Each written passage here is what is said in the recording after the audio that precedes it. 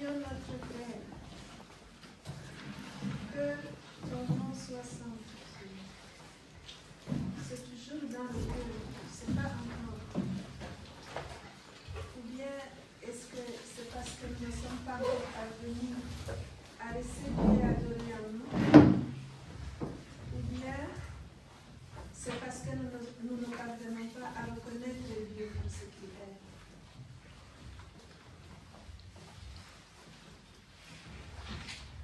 Pour moi, c'est pas exclusif. C'est un peu comme ce que je partageais de Saint-Augustin. C'est notre cœur qui est tourné vers Dieu. Donc il reste un certain mouvement, peut-être même une certaine tension. Que ton nom soit sanctifié sans cesse. Comme en fait même les saints auprès de Dieu, les anges, qu'est-ce qu'ils font? Ils chantent, ils louent. Saint, Saint, Saint le Seigneur. D'une certaine manière, au ciel, ils continuent de sanctifier le nom du Seigneur en le louant. Et pourtant, ils sont saints, ils sont auprès de lui. Mais nous qui ne sommes pas saints, qui ne sommes pas, en tout cas pas entièrement avec lui, auprès de lui, on a aussi à dire Saint le Seigneur et à sanctifier son nom. Donc, je dirais, à la limite, peu importe, c'est un mouvement qui est notre perspective, notre destinée, que d'être avec Dieu, que d'être en Dieu, que de sanctifier son nom. Parce qu'on a déjà à le vouloir, à le demander, à le faire ici-bas, dans la perspective de le faire parfaitement dans l'éternité. Excusez-moi, je vais être un peu bête, mais quand on dit que son nom soit sanctifié, sanctifié, ça veut dire, c'est ça que je comprends pas. Excusez-moi. Oui, non, tu fais bien. Peut-être dire une petite parenthèse sur ce genre de questions. Quelqu'un disait une fois, je crois que c'est très juste, les seules questions idiotes, c'est celles qui ne sont pas posées.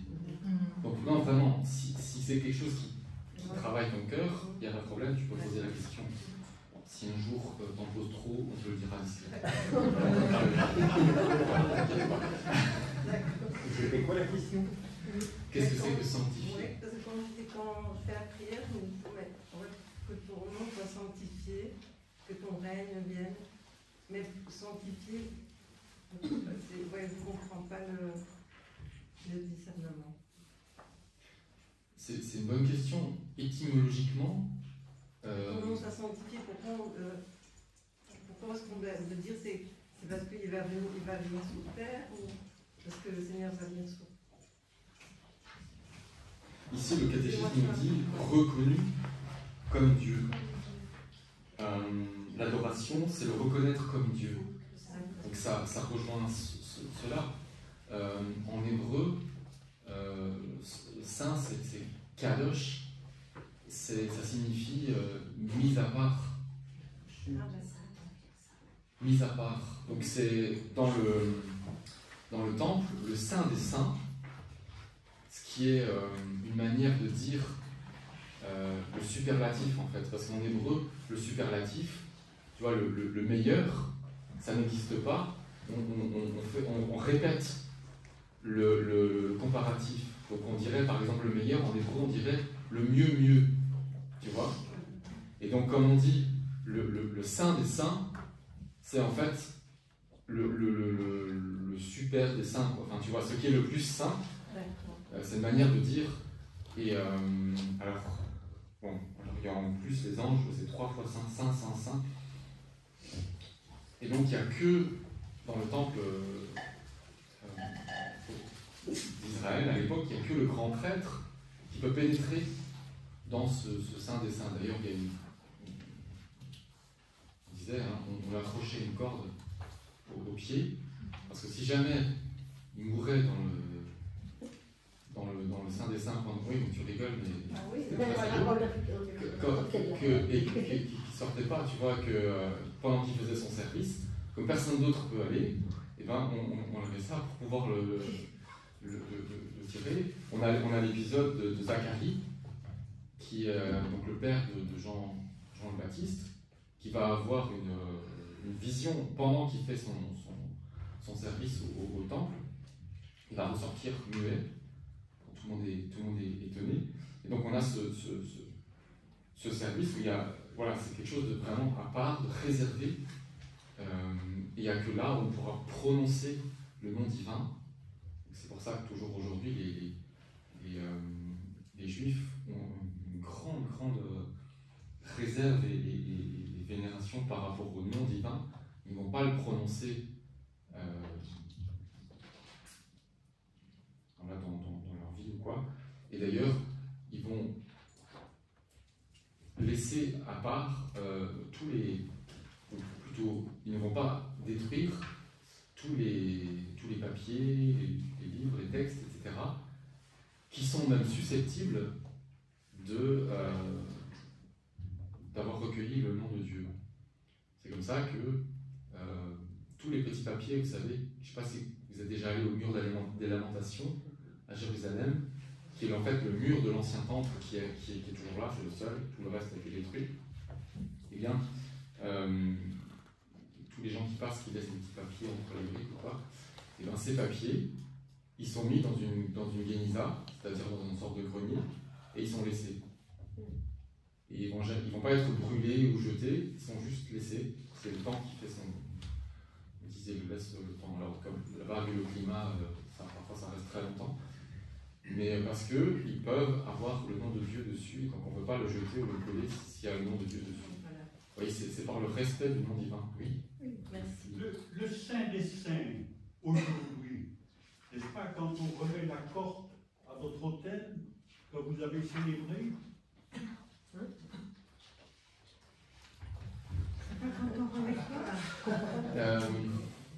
Bonne question.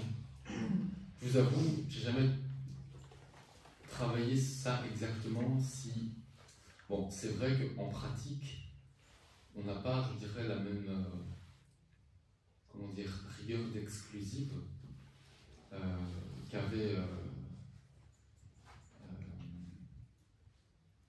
dans l'ancien temps les Juifs, avec uniquement le grand prêtre qui pouvait pénétrer. Normalement, c'est réservé aux prêtres.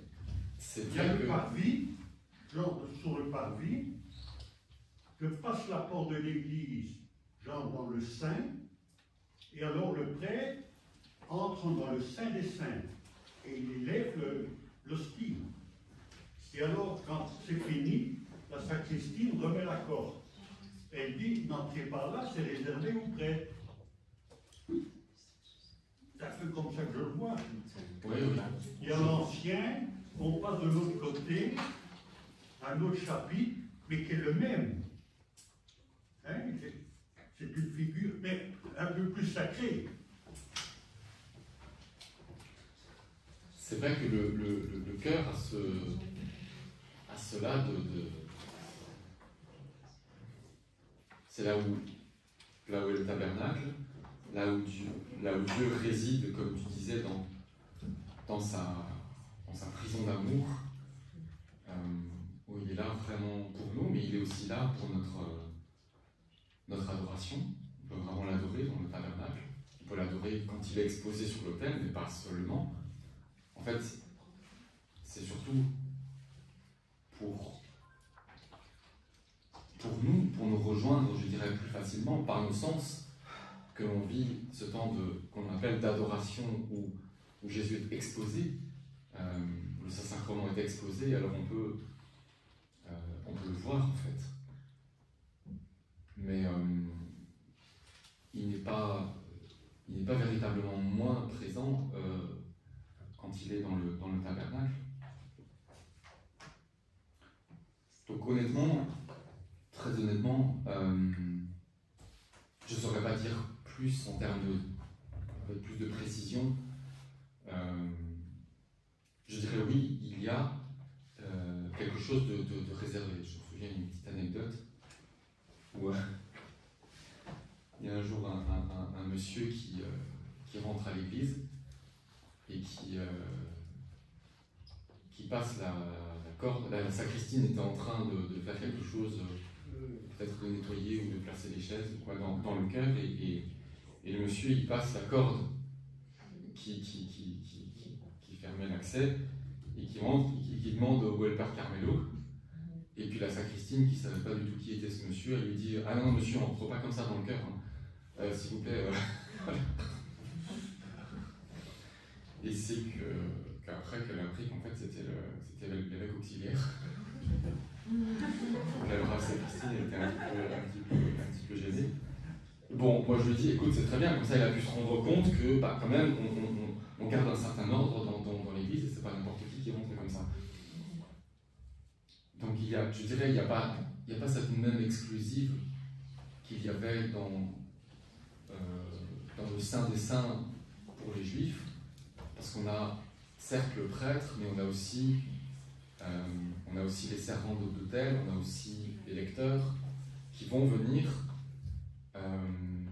Mais c'est vrai qu'il y a vraiment cet espace qui est quand même, oui, sacré, où Dieu demeure présent, et que je dirais, qui reste entouré d'un grand aspect, et dans lequel on va pas pénétrer comme ça pour rien. Et je dirais même moi, même le prêtre, c'est pour ça par exemple que, enfin voilà, je dois bien y aller pour des petites choses, par exemple pour préparer la crédence, parfois c'est la sacristine, mais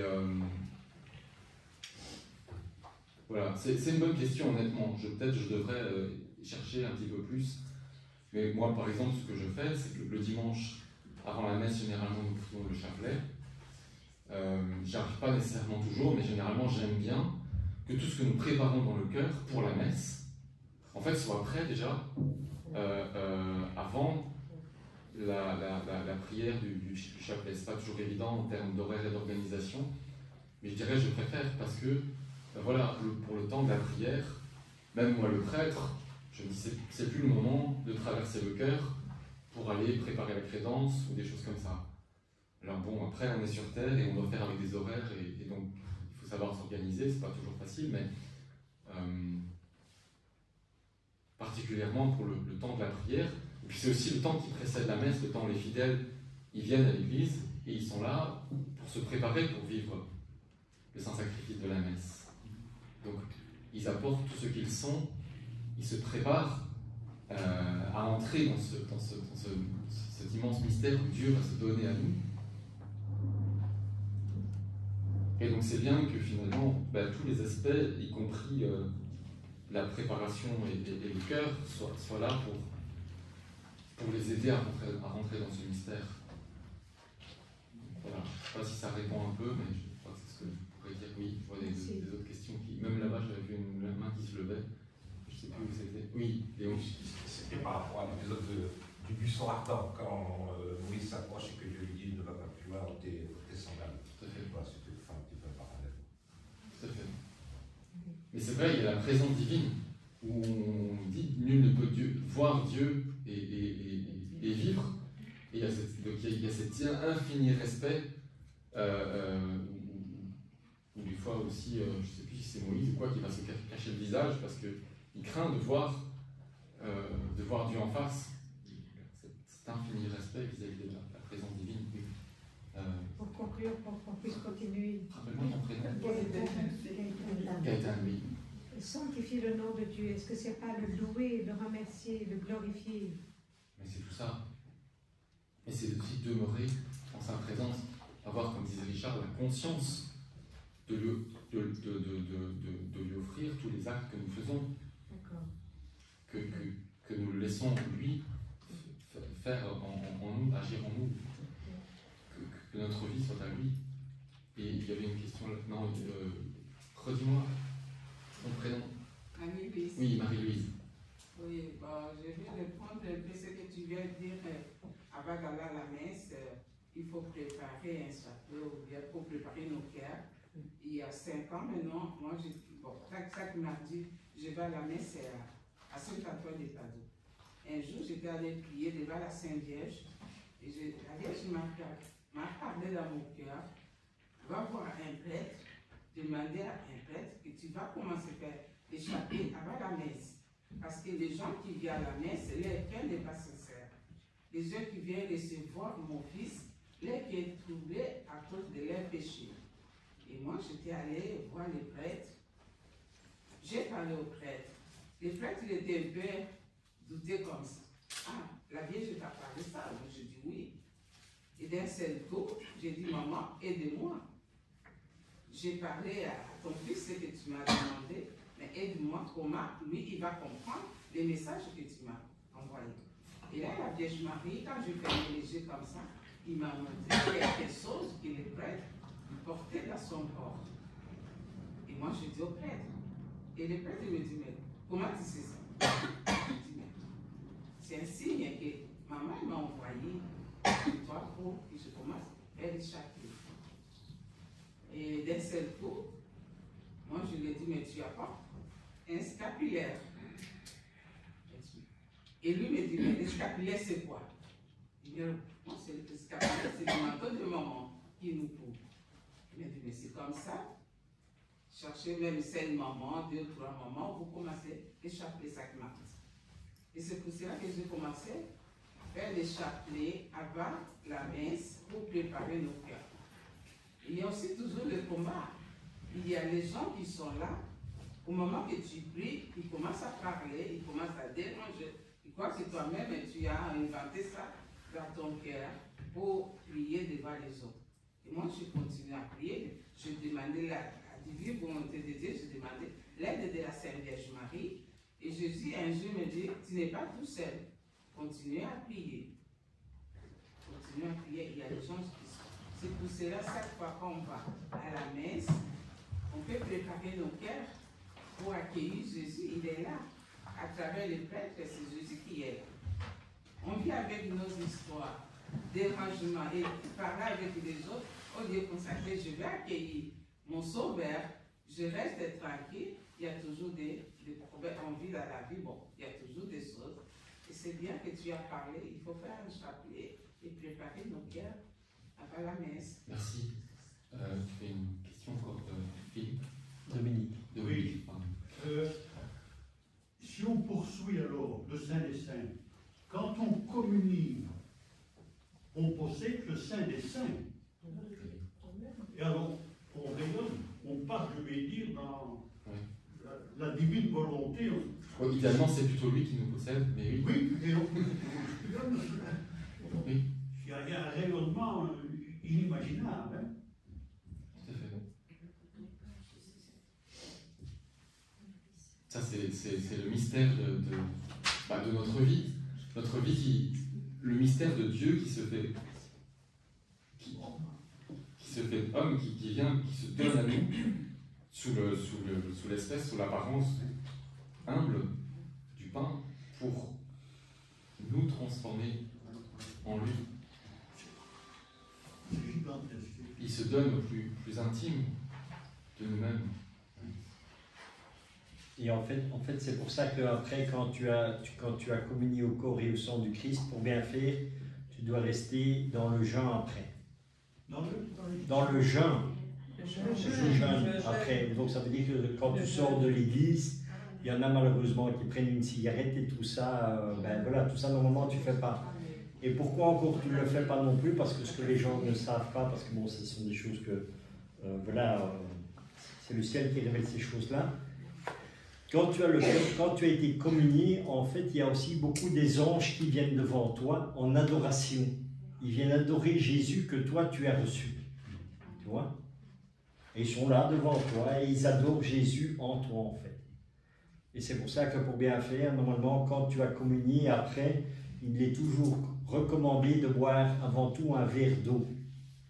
Parce que quand tu auras bu le verre d'eau, toute l'Eucharistie sera, le Seigneur sera retourné, comme on dit. Tu vois? Merci.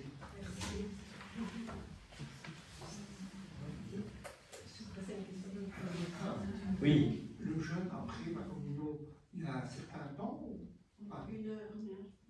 Oui, en général. Normalement, on prend au minimum une demi-heure. Ça, c'est le temps idéal. En fait. Si tu sais rester un peu plus, ça va rester plus. Quoi, mais, voilà. Alors, par rapport au jeûne, ce que demande l'Église aujourd'hui, c'est vrai que c'est quelque chose qui a évolué. Aujourd'hui, l'Église demande que les fidèles qui communient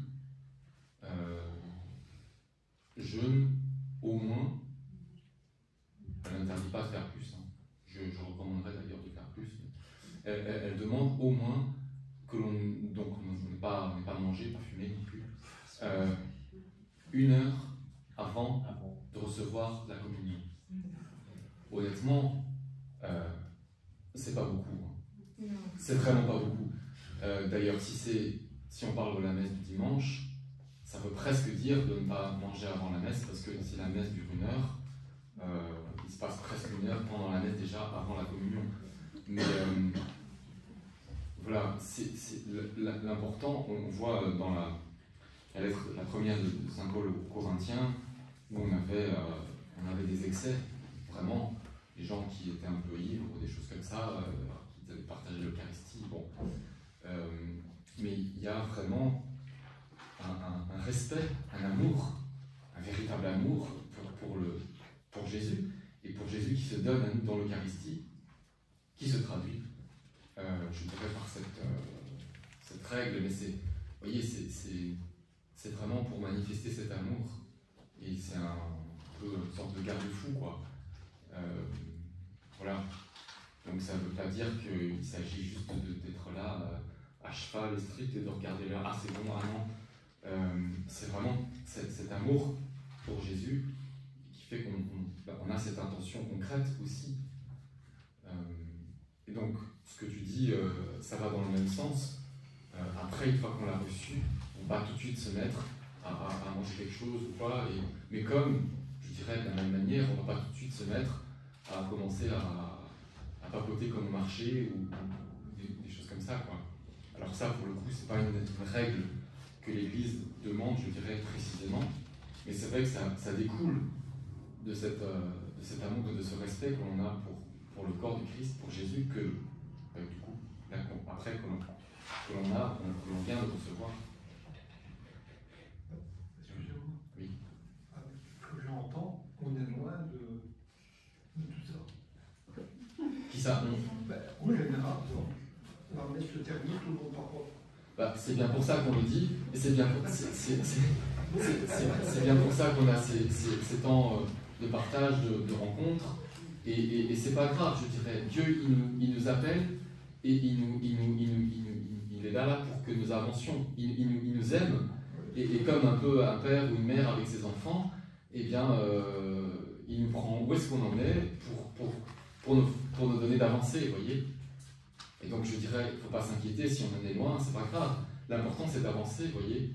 À un moment donné, on peut faire un pas de plus. Oui. Après, il ne s'agit pas non plus, vous voyez, de condamner ou de juger. On est chacun des pauvres pécheurs. Non, et on a... c'est pas pour condamner, mais c'est la réalité. Mais il y a aussi qu'il y a beaucoup de catholiques qui ne sont pas au courant. Oui, tout à fait.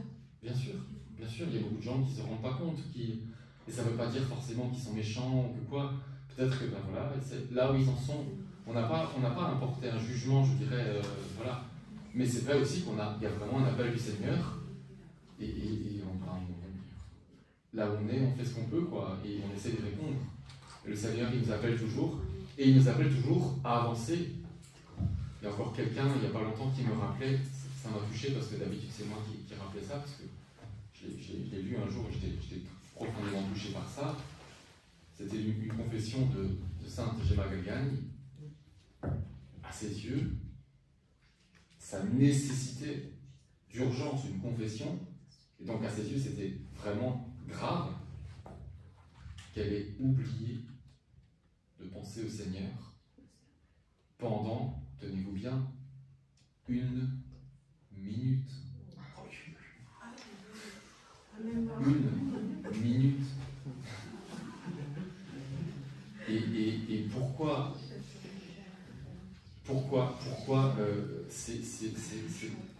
c'était grave, c'était une offense, etc. Ben oui, parce qu'elle était absente à Dieu. Et nous sommes faits pour demeurer dans la présence de Dieu. Il demeurait en chaque moment, en chaque instant, en chaque minute. Et donc elle, si vous voulez, c'est pas quelque part, c'est pas exagéré. Nous sommes tous appelés vraiment à la sainteté. Alors, on doit simplement reconnaître juste ce que je disais avant. Dieu, il nous aime et il nous prend chacun par la main pour avancer à partir de là où nous en sommes, de faire un pas de plus. Donc peut-être, comme vous disiez, il y a des gens, ben voilà, déjà, c'est magnifique. Ils viennent à la messe, ils participent à la messe. Vous voyez? Peut-être qu'après, ben voilà, ils n'ont pas cette conscience que dès que c'est fini, ils commencent à papoter comme au marché. Mais on peut rendre grâce à Dieu déjà qu'ils étaient là à la messe. Et ils ont reçu le Seigneur. Et ils ont vécu ça. Et ça, on peut le reconnaître positivement. Vous voyez, c'est bien. Alors peut-être que juste après, ils nous disent, ok, bon, ben, peut-être on peut prier le Seigneur pour eux, que petit à petit, un jour, ils seront avancés davantage et rester davantage. Mais on peut aussi se prier le Seigneur de la même manière. Si on voit l'exemple de Saint Gemma Gugliani ou d'autres, eh bien, de dire nous, peut-être que parfois on oublie le Seigneur un peu plus qu'une minute et on ne pense pas à lui demander pardon pour ça, et on ne s'en rend même pas compte. Vous voyez? C'est-à-dire qu'il y a des jeux, on est chacun là où on est. Et c'est pas tellement la question de juger ça, mais c'est vraiment plus de venir au Seigneur. C'était, je me souviens plus, je crois que c'était Sainte Thérèse d'Avila, mais je ne suis pas certain. Mais c'était comme ça, une sainte qui avait vraiment des échanges avec le Seigneur et qui lui disait, Seigneur, mais c'est pas possible toutes les distractions que j'ai. Elle vivait, je suis presque sûr que c'était Sainte, je ne suis pas certain que c'était Sainte Thérèse d'Avila, mais bon. Elle vivait beaucoup d'oraisons et disait, mais voilà, à chaque fois, je suis là pour l'oraison, je suis censé être avec toi, penser à toi, et puis je pense à ma cuisine d'avant, je pense à ci, je pense à ça, je pense à ce que je vais faire après. Seigneur, c'est désespérant, j'ai toutes ces distractions, comment faire? Enfin, voilà. Et le Seigneur lui répond. Tu sais, à chaque fois que tu te rends compte qu'il y a une distraction, que tu reviens alors à moi, et que tu reviens à ma présence, ça c'est le moment que je préfère. Parce que chaque fois que tu reviens à moi, ça touche mon cœur. Et donc il me disait, mais ne t'inquiète pas pour les fois où tu es absente, mais par contre, à chaque fois que tu te rends compte, reviens. C'est ça qui est beau. Qu'est-ce que le Seigneur est bon? Mais oui, le Seigneur il est bon avec chacun de nous. Oui, c'est comment ton prénom? Sylvain. Sylvain. Oui, j'ai une question, ça me touche beaucoup cet exemple de la distraction, notamment pendant la réveil. Est-ce que on pourrait dire que chaque fois qu'on s'en rend compte, c'est une grâce qu'on a reçue du Seigneur qui nous ramène? C'est une question que je me pose. Ça touche vraiment l'œuvre de la grâce. Moi, je crois qu'il y a les deux. C'est très vrai, je pense, cette expression populaire, aide-toi et le ciel t'aidera. C'est-à-dire que quand on fait l'effort de demander à Dieu sa grâce, ben, comme il dit, demandez, vous recevrez, il nous la donne. Mais ça passe aussi par notre effort de la demander et de l'accepter. Et donc, moi je crois qu'il y a vraiment des deux. Il y a la grâce qui agit, c'est vrai, donc ça vient vraiment de Dieu, mais c'est aussi avec notre liberté que petit à petit, et de plus en plus, quand nous lui demandons sa grâce, et quand nous accueillons sa grâce, nous le laissons agir, et aussi dans nos choix, dans nos décisions, eh bien, nous les faisons de sorte que nous accueillons et nous laissons sa grâce agir en nous, et bien alors elle agit, et de plus en plus. Oui. En tout cas, redites-moi votre prénom. Hilaire. Oui. Enceinte, Poitiers. Ah, bien, merci, oui. Bien, c'est une fois, oui. Ce que vous venez de dire tantôt, moi j'ai suivi Père, c'est Abbé Chonang, à sa retraite à Kibéo. À Kibéo, il disait, mais c'est curieux, le malin est vraiment rusé.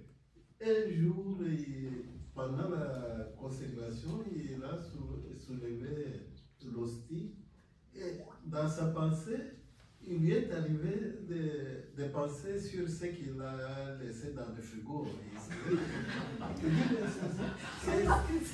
Oui, c'est pas si longtemps, puisque il est peut-être encore, il est encore à Kibéro. Il dit, mais il n'a pas compris comment, au moment de la consécration, alors la pensée lui est arrivée de ce qu'il a laissé dans le frigo. Il était étonné, il dit, mais ce sont des choses qui arrivent, vraiment pas ça. Mais c'est bien de revenir. Mais ça fait amusant ce qui m'est arrivé. J'ai reçu la communion et j'avais la pensée. Maintenant, crache-la et tire-la. Vous pouvez imaginer. Là, c'est très amusant. Mais quand il vous arrive de telles pensées, là. Là. Oui. Bien sûr que j'offre au Seigneur mon imagination. Mais c'est vrai que ça, c'est désagréable, plus que ça. Là, ce que vous dites, c'est amusant. Mais là, c'est une douleur vraiment.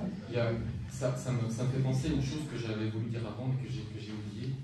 Quand on parlait de la tentation de Jésus au désert avec Satan, et tu disais, Richard, là, on répond, ou Jésus répond avec la parole de Dieu, c'est pour nous inviter nous aussi à nous appuyer sur la parole de Dieu, mais aussi le combat contre Satan. Il faut bien voir, comme Jésus dit, quand on va un roi qui va faire la guerre contre un autre, il va d'abord s'asseoir et réfléchir et voir quelle est son armée et l'autre, et il va peut-être d'abord plutôt aller faire un traité de paix parce qu'il voit que c'est pas possible. Je veux dire, si on réfléchit 2 secondes, c'est très vite vu. Ni vous, ni moi, ni même Saint Michel Archange ne peut tenir face à Satan. Parce que Satan, Lucifer, c'est le premier, le plus beau, le plus grand, le plus intelligent et le plus puissant de tous les êtres spirituels, de toutes les créatures créées par Dieu. Il est plus fort que nous tous. Sauf de Marie.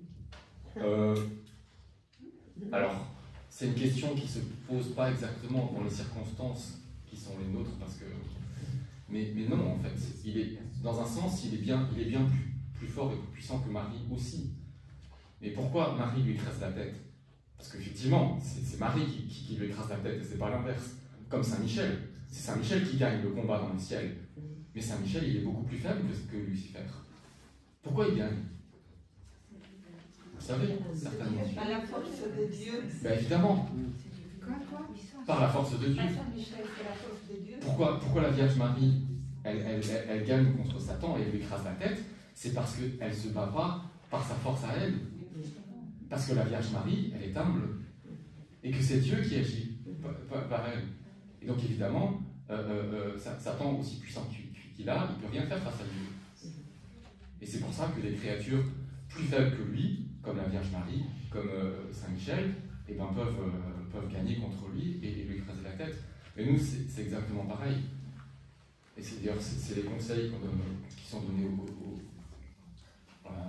aux exorcistes, aux personnes qui vont prier avec, etc. On ne s'engage pas, on ne négocie pas, on ne discute pas avec Satan. Quand on a affaire à Satan, qu'est-ce que l'on fait? On se tourne vers Dieu. C'est tout. Parce que le moment où on commence à s'engager avec Satan, on a perdu. C'est clair. Parce qu'il n'y a rien à faire, il est beaucoup plus puissant que nous. D'où il est écrit. Donc, comme c'est dit avec l'Évangile, il est écrit que, donc quand vous avez à voir avec Satan, allez dans l'Évangile. Et c'est là que vous êtes sauvés, parce que c'est Dieu qui agit et pas vous. Notre secours est dans le nom du Seigneur. Voilà. On fait une petite pause? Oui, non. Il est 12h30, hein? On n'en a pas... Ah bah oui. On n'a pas poser trop de questions.